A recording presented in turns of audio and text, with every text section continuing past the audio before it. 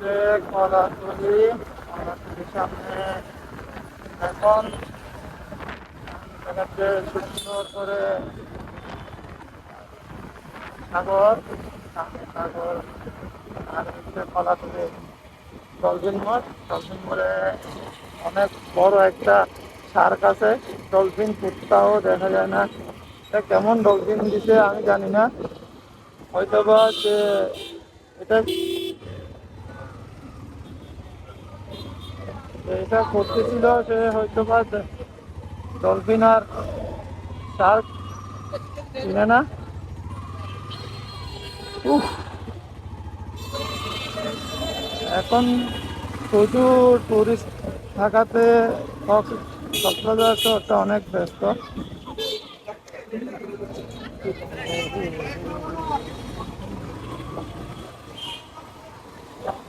এই ডলফিন মোড় থেকে মেরিন ড্রাইভে ওঠার যে রাস্তাটা, এটা অনেক মেরু হওয়ার কারণে অনেক বেশি সময় লাগে এই রোডটাতে।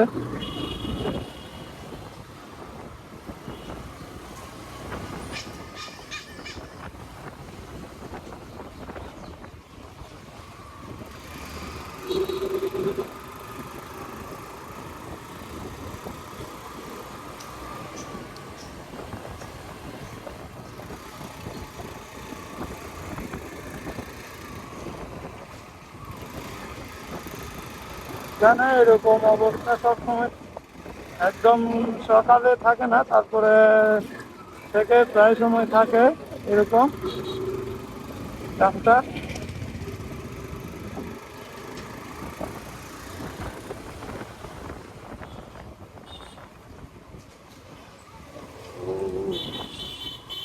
এখানে আর রেন্টের বাইকগুলো অনেক বেশি বাজেভাবে চালায়, যে কারণে হুটহাট করে এই ওভারটেকিংটাও খুব কষ্ট হয়ে যায়।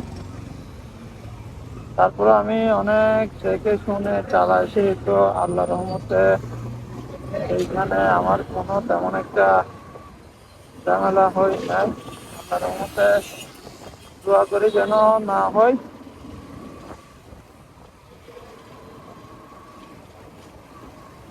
আমার সামনে পড়ছে এই টয়োটাটা, এটা বক্সি টাইপের, নোহা নোহা টাইপের হাইট। আর ও অর্ধেক পুরা অর্ধেক রোডেই চাপা ফেলছে। ওর জন্য আমি সামনেও দেখতেছি না, তারপরে ওভারটেক করতে গেলে একটা না হয় একটা গাড়ি আসতেছে। এই হচ্ছে অবস্থা।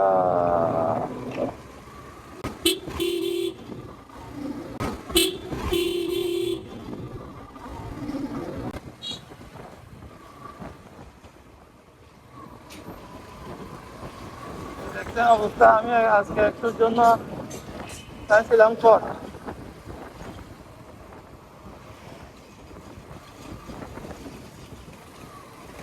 যদি ইঞ্জিন ব্রেক না করলে কিন্তু জায়গায় কট খাই যেতাম।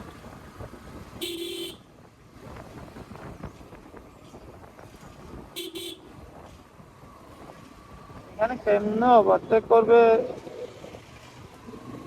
ওভারটেক করার কোনো সিস্টেমে নাই।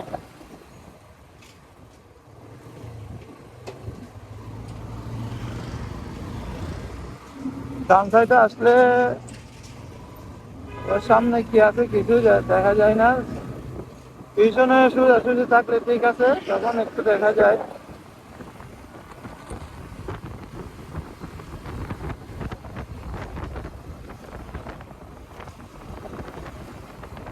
তারপরে আমি বেশিক্ষণ আর পিছনে থাকতে চাই না। হিসেবে উঠলেও তো আবার এখানেও কাজ করতেছে। আমি আপনাদেরকে এর আগে ভিডিওতে দেখাইছি, তো এখানে আবার রিস্ক নেওয়া যাবে না। যাই হোক, আমি আল্লাহর রহমতে মেরিন ড্রাইভে চলে আসছি। এখানে একটা মাইল ক্লক ছিল যে কক্সবাজার 0 কিলোমিটারে, কিন্তু এটা এখন নাই।